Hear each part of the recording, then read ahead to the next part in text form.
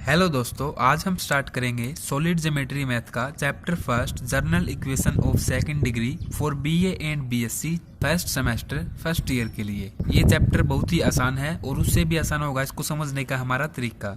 हम सबसे पहले step by step basic concept को समझेंगे, फिर हम एक्सरसाइज 1.1 के सभी क्वेश्चंस को बड़ी आसानी के साथ कर पाएंगे। आपको मैं पहले ही बता देना चाहता हूँ, यही बेसिक कंसेप्ट सेम चैप्टर जो सेकंड है उसमें भी फॉलो होगा, तो आप इसे ध्यानपूर्वक समझते हुए साथ साथ लिखते रहें।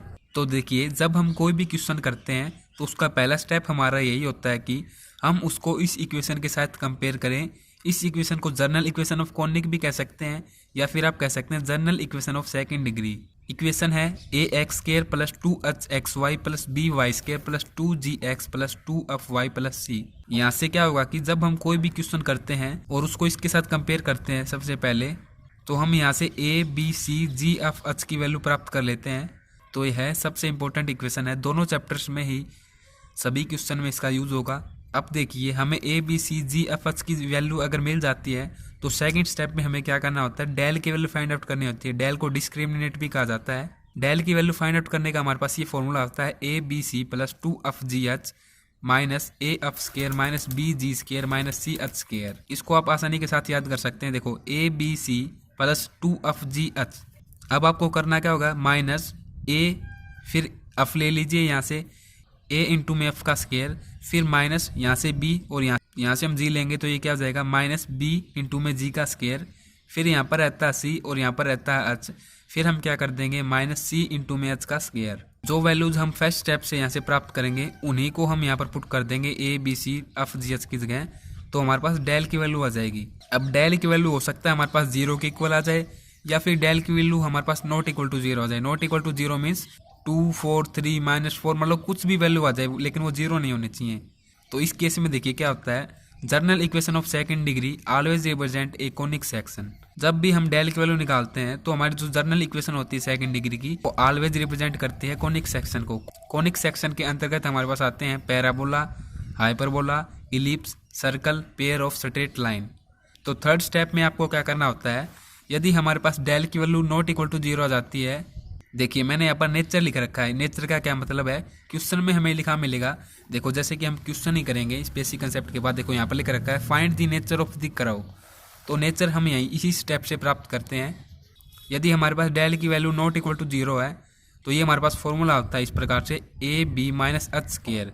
ए बी की वैल्यू हम यहाँ से प्राप्त कर लेंगे और साथ में एच की वैल्यू यहाँ पर पुट कर देंगे। पुट करने के बाद जो वैल्यू आती है यहाँ से इसको सोल्व करने के बाद, यदि वो वैल्यू ग्रेटर देन 0 होती है तो हमारे पास वो कर्व रिप्रेजेंट करेगी इलिप्स को। और यदि हम इसको सोल्व करते हैं और वो वैल्यू हमारे पास आती है, मान के चलिए आप -2, तो इस केस में यह वैल्यू लेस देन 0 है तो हमारे पास हाइपरबोला होगा।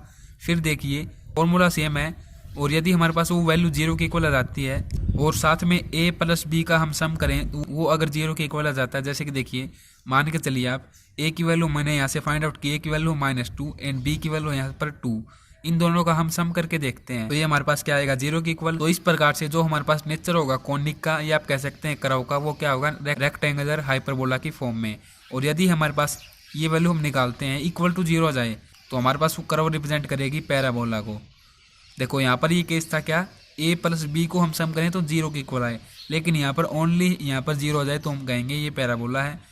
और हमारे पास लास्ट वन यहाँ से होता है, यदि a इक्वल टू बी हो, मतलब कि a की वैल्यू भी 2 हो और b की वैल्यू भी हमारे पास 2 हो, इसके साथ ही जो h की वैल्यू होगी वो हमारे पास यदि 0 होती है तो यह रिप्रेजेंट करता है सर्कल को। अब देखिए यह तो केस थे डेल नॉट इक्वल टू 0। देखिए बहुत ही आसान है ये, जब हम क्वेश्चन करेंगे बहुत ही आसान तरीके से आपको ये समझ में आएंगे। अब देखिए डेल की वैल्यू यदि हमारे पास 0 के इक्वल आ जाती है तो ये हमारे पास होता है पेयर ऑफ स्ट्रेट लाइन। इसके अंतर्गत भी 2 से 3 केस हैं, ये देखें किस प्रकार से हैं।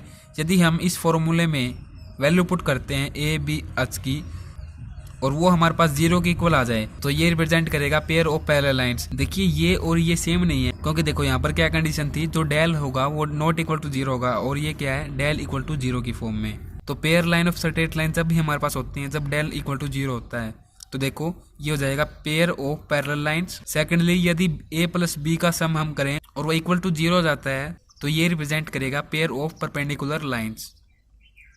और यदि a minus B H square की वैल्यू नॉट इक्वल टू 0 जाती है तो ये रिप्रेजेंट करेगा पेयर ऑफ इंटरसेक्टिंग लाइंस। ये सब कुछ आपको 1 से 2 क्वेश्चन में ही क्लियर हो जाएगा। बहुत ही आसान ये चैप्टर है, बहुत ही आसान तरीके से इसको हम करेंगे। तो देखिए स्टेप 4 हमारे पास क्या होता है। स्टेप 4 में हम सेंटर के कोऑर्डिनेट की वैल्यू फाइंड आउट करते हैं। वो किस तरीके से करते हैं उसको आप समझिए। जो हमारे पास गिवन इक्वेशन होती है, देखो यहाँ पर इस फॉर्म में हमारे पास एक गिवन इक्वेशन मिलेगी इस प्रकार से, जैसे कि क्वेश्चन आप देख रहे हैं, ये हमारे पास गिवन इक्वेशन है। तो इसको हम लिखेंगे 0 के इक्वल इस तरीके से। सेंटर के कोऑर्डिनेट फाइंड आउट करने के लिए हमें सिंपली क्या करना होता है, हम इस इक्वेशन का पार्शियल डिफरेंशिएशन कर देंगे विद रिस्पेक्ट टू एक बार x के साथ, एक बार हम कर देंगे y के साथ। तो इस प्रकार से हमारे पास x एंड y की फॉर्म में यहाँ पर 2 इक्वेशन हो जाएंगी और दोनों को हम सोल्व करके यहाँ से x एंड y की वैल्यू प्राप्त कर लेंगे। और सेंटर को हम कुछ इस तरीके से लिखते हैं, जो x की वैल्यू होगी उसको हम लिखेंगे x1 इक्वल टू, एंड जो y की वैल्यू होगी उसको हम लेंगे y1 के इक्वल। तो इस तरीके से हमारे पास सेंटर के कोऑर्डिनेट की वैल्यू आ जाएगी। नेक्स्ट स्टेप है 5th का। यदि क्वेश्चन में यह कंडीशन आती है, the equation of conic refer to centre as a origin. जो इक्वेशन ऑफ कॉनिक है वो रेफर करती है सेंटर को एज ए ओरिजिन। तो इसके लिए हम इक्वेशन किस तरीके से फाइंड आउट करते हैं, बहुत ही आसान है ये भी। जर्नल इक्वेशन को हम लिखते हैं। देखो जर्नल इक्वेशन हमारे पास क्या होती है, इस तरीके से होती है। देखो यहाँ से आप देख रहे हैं a x square plus 2hxy plus by square. इसको आप कैपिटल लेटर्स में लिख लें इस तरीके से, इस तरीके से आप लिख लें। ये स्टेप आप छोड़ दें। तो देखो इस तरीके से आप लिख लें इसको। तो इस तरीके से आपने यहाँ तक लिख लिया। फिर आगे क्या रहता है 2gx plus 2y plus c। तो इसको आप लेट कर लें c1 के इक्वल। तो ये प्लस c1 हो जाएगा यहाँ से। तो इस तरीके से हमारे पास ये फॉर्मूला हो जाएगा। तो देखो यहाँ पर तो हम वैल्यू पुट कर देंगे। अब हमें c1 की वैल्यू यहाँ से फाइंड आउट करनी होती है। वो हम किस तरीके से करते हैं, देखिए c1 equal to gx1 plus y1 plus c। तो देखो c की वैल्यू तो हम यहाँ से ले लेंगे एंड g और f की वैल्यू भी यहाँ से ले लेंगे। लेकिन यहाँ पर क्या है x1 एंड y1। तो देखो x1 एंड y1 की वैल्यू हमारे पास यहाँ से आ जाएगी। जो हमने सेंटर के कोऑर्डिनेट निकाले थे x1 एंड y1 की फॉर्म में ही हमें इसको लिखा था, तो उनको हम यहाँ पर पुट कर देंगे, जिससे कि हमारे पास c1 की वैल्यू आ जाएगी। तो इस वैल्यू को हम यहाँ पर पुट कर देंगे c1 की जगह। तो इस तरीके से हम उस इक्वेशन को फाइंड आउट कर पाएंगे जो इक्वेशन रेफर करती है सेंटर को एज ए ओरिजिन। अब हम करते हैं क्वेश्चंस को, जिससे कि आप और भी आसान तरीके से इसको समझ पाएंगे। एक्सरसाइज 1.1 में 2 ही तरीके के क्वेश्चन है। एक्सरसाइज के जो फर्स्ट 2 क्वेश्चन आते हैं वो बिल्कुल सेम है। फर्स्ट 2 क्वेश्चन के सभी पार्ट में जो अब हम क्वेश्चन ये करेंगे सेम इसी तरीके से होंगे सभी क्वेश्चंस। तो मैंने यहाँ पर लिखा है क्वेश्चन नंबर 2 का फर्स्ट पार्ट, काफ़ी इंपॉर्टेंट क्वेश्चन है ये। इसको करने के बाद आपका कंसेप्ट भी क्लियर हो जाएगा बिल्कुल, और आप कोई भी क्वेश्चन बड़ी आसान तरीके से कर सकते हैं। तो देखिए इसको सोल्व करते हैं हम। सॉल्यूशन में हम सबसे पहले क्या करेंगे, इस गिवन इक्वेशन को मैं लिख देता हूँ यहाँ पर 3x square minus 8xy plus 37y square plus 2x plus 14y minus 2 equal to 0। इसको हम लेट कर लेते हैं इक्वेशन फर्स्ट। देखो इस तरीके से है ना, ये x एंड y की फॉर्म में है, तो इस तरीके से हम लिख देंगे इक्वेशन फर्स्ट इसको लेट करके। अब हमारा फर्स्ट स्टेप क्या होता है, जो हमारे पास जर्नल इक्वेशन होती है उसके साथ हम इसको कंपेयर करते हैं। जर्नल इक्वेशन हमारे पास क्या होती है, ax square plus 2hxy plus by square plus 2gx plus 2fy plus c equal to 0। तो यहाँ पर मैं लिख देता हूँ कंपेयरिंग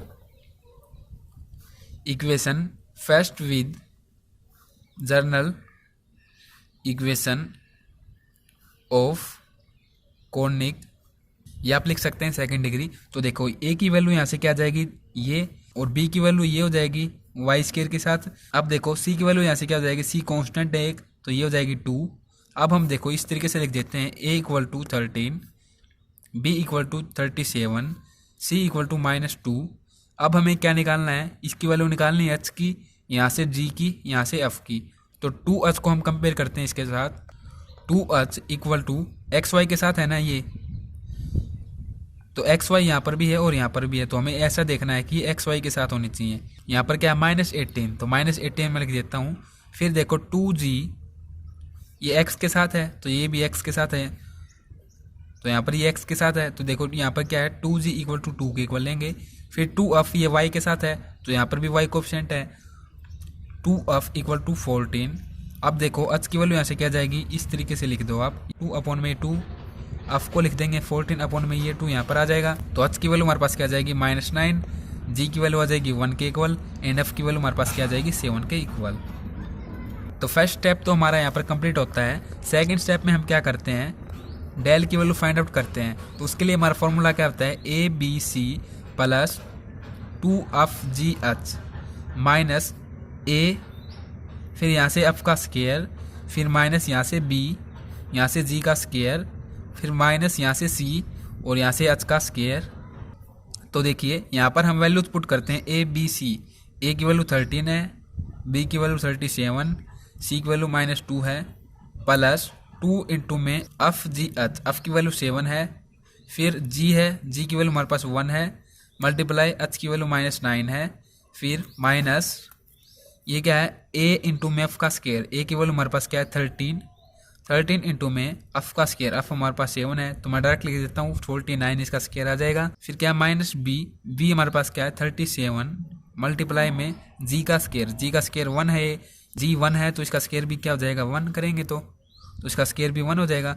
फिर माइनस सी, सी देखें यहाँ पर क्या है -2 है, इंटू में एच का स्केयर, एच हमारे पास -9 है, इसका स्केयर करेंगे तो क्या आ जाएगा 81। अब हम इसको सोल्व करते हैं तो 13 को हम इसके साथ मल्टीप्लाई करेंगे तो ये क्या आ जाएगा, यहाँ से आपको डायरेक्ट बता देता हूँ, ये हो जाएगा 481 और -2 के साथ इसकी मल्टीप्लाई करेंगे तो यहाँ से ये आ जाएगा -962 के इक्वल, फिर +2 इसके साथ इसकी करेंगे तो ये 14, यदि हम 14 की 9 के साथ करते हैं तो ये हो जाएगा माइनस, क्योंकि ये -9 है ना 126, फिर -30 की 49 के साथ मल्टीप्लाई करते हैं तो ये हो जाएगा 637, फिर यहाँ से 1 के साथ करेंगे 37 के मल्टीप्लाई, -37 नहीं रहने वाला है ये, फिर देखो इस माइनस की इसके साथ मल्टीप्लाई करेंगे तो ये प्लस हो जाएगा, और इस 2 की 81 के साथ मल्टीप्लाई करेंगे तो ये हमारे पास हो जाएगा +162।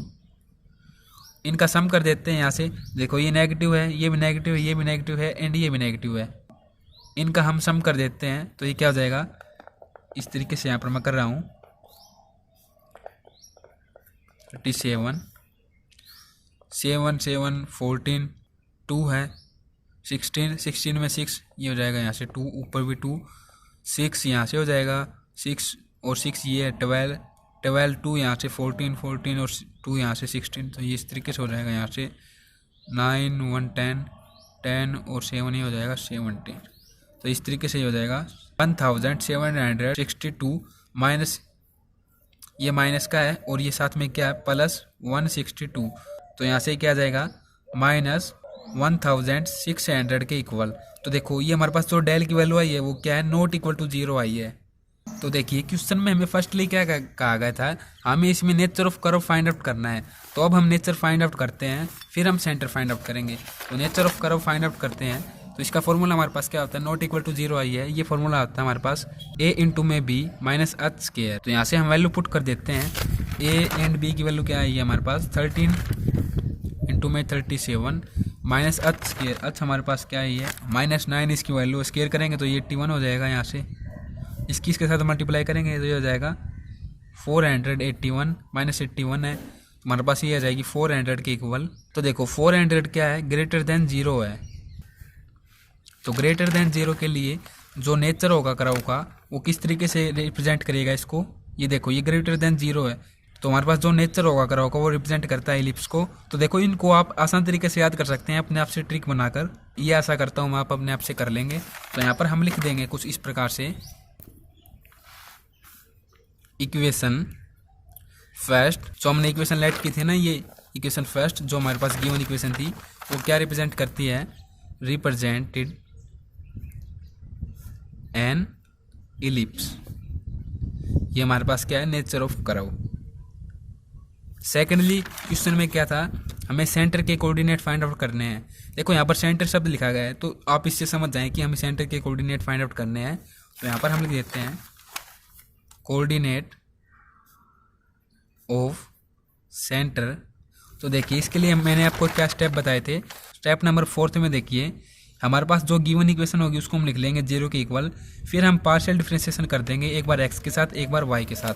तो गिवन इक्वेशन हमारे पास ये है, तो यहाँ पर मैं लिख देता हूँ इसको 13x² minus 18xy plus 37y² plus 2x plus 14y minus 2 equal to 0। तो ये हमारे पास गिवन इक्वेशन है, इसका हमें पार्शियल डिफरेंशिएशन करना है। पार्शियल डिफरेंशिएशन का ये साइन होता है कर्ली की फॉर्म में हम इसको लिखते हैं, तो इससे आपको कन्फ्यूजन नहीं होना है। तो यहाँ पर हम लिख देंगे डी एफ अपॉन में डी एक्स, एक्स के साथ हम इसको करेंगे तो देखो ये क्या है 13x², तो ये 2 आगे आएगा तो ये क्या हो जाएगा 26x। फिर यहाँ पर भी x है तो ये क्या हो जाएगा x यहाँ से रिमूव हो जाएगा, इसका डिफरेंशिएशन करेंगे तो यहाँ से हो जाएगा 18y। फिर x की टर्म यहाँ पर है तो इसके साथ डिफरेंशिएशन करेंगे तो यहाँ से 2 हो जाएगा। फिर सेकेंडली हम करेंगे इस differentiation with respect to y, तो देखें यहाँ पर y है तो ये क्या हो जाएगा -18x। फिर यहाँ से देखें 37y² है तो 2 आगे आके इसके साथ मल्टीप्लाई हो जाएगा और यहाँ से ये क्या हो जाएगा 74y। फिर देखो यहाँ पर 14y है। देखो ये जो कांस्टेंट होते हैं ना, जो x की टर्म में होते हैं या फिर जो कांस्टेंट होते हैं वो हमारे पास 0 हो जाते हैं। पार्शियल डिफरेंशिएशन में हम केवल उन्हीं टर्म को डिफरेंशिएशन करते हैं जिसके रिस्पेक्ट में हम डिफरेंशिएशन कर रहे हैं। तो देखो यहाँ पर 14y है तो y के रिस्पेक्ट में करें तो ये +14 हो जाएगा। तो देखो यहाँ से हमारे पास ये 2 इक्वेशन आ चुकी हैं, इनको हमें सोल्व करना है और हमें x एंड y की वैल्यू यहाँ से प्राप्त करनी है। तो देखो ऊपर वो जो इक्वेशन है उसमें 2 कॉमन है तो 2 को कॉमन ले लेते हैं यदि हम, तो यहाँ पर क्या रह जाता है 13x - 9y + 1। यहाँ से भी 2 को हम कॉमन ले लेते हैं तो ये क्या हो जाएगी इक्वेशन -9x + 37 + 7। और यहाँ पर माइनस है ना तो फर्स्ट टर्म में हम माइनस नहीं लेते हैं, इसके लिए हम क्या कर देंगे इसको माइनस से मल्टीप्लाई कर देंगे तो ये तो हो जाएगा प्लस, ये हो जाएंगे नेगेटिव दोनों। तो इस तरीके से हमारे पास ये 2 इक्वेशन हो जाएंगे। इसको लेट कर लेंगे इक्वेशन सेकंड एंड इसको लेट कर लेंगे इक्वेशन थर्ड। अब हम इनको सोल्व करते हैं। Solving equation second and equation third, इस तरीके से आप इसको सोल्व करें, आसान रहेगा। सबसे पहले आप x को लिख लें, तो x को आपने लिख लिया। फिर देखो हमें क्या करना है, जैसा हम डिटर्मिनेंट निकालते वक्त करते हैं ना, x के रिस्पेक्ट में जब हम करते हैं तो इसके साथ मल्टीप्लाई, फिर माइनस इसके साथ मल्टीप्लाई कर देते हैं। तो 9 की 7 के साथ अगर हम मल्टीप्लाई करते हैं तो हमारे पास हो जाएगा 63। ये नेगेटिव ये भी नेगेटिव दोनों कैंसिल हो जाएंगे। फिर -37 के साथ मल्टीप्लाई कर देते हैं तो ये हो जाएगा 37 के इक्वल। यहाँ पर माइनस है और माइनस होता भी है बीच में तो ये हो जाएगा प्लस यहाँ से। फिर y, देखो y के रिस्पेक्ट में जब हम करते हैं यहाँ पर y आएगा, सॉरी मैंने लिखा नहीं। सबसे पहले हम इसके साथ मल्टीप्लाई कर देते हैं यहाँ से तो ये हो जाएगा 9 माइनस इसके साथ करेंगे तो 13 की 7 के साथ यदि हम मल्टीप्लाई कर देते हैं तो ये हो जाएगा 91। और ये देखो ये -7 है ना तो ये -7 यहाँ पर दिया गया है तो ये माइनस प्लस हो जाएंगे यहाँ से इस तरीके से। फिर इक्वल टू 1, अब हम 1 के रिस्पेक्ट में करते हैं, जो कांस्टेंट होता है ना उसके लिए हम 1 लिखते हैं यहाँ पर।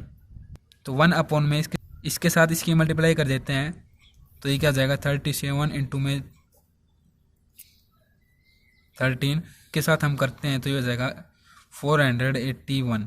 तो इस तरीके से देखो ये 37 माइनस में है तो माइनस हो जाएगा -481।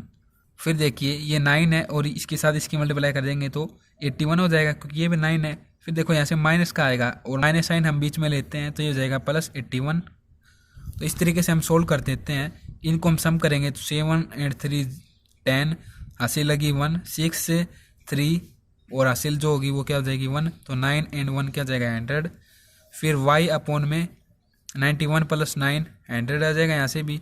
फिर 1 अपॉन में 481 तो माइनस का है, +81 है तो यहाँ से क्या हो जाएगा -400। अब देखो एक बार हम इन दोनों को कंपेयर करेंगे, एक बार इन दोनों की, जहाँ से हमें x एंड y की वैल्यू मिल जाएगी। तो देखो x अपॉन में 100 है तो 100 यहाँ पर आएगा, इस तरीके से हो जाएगा ये।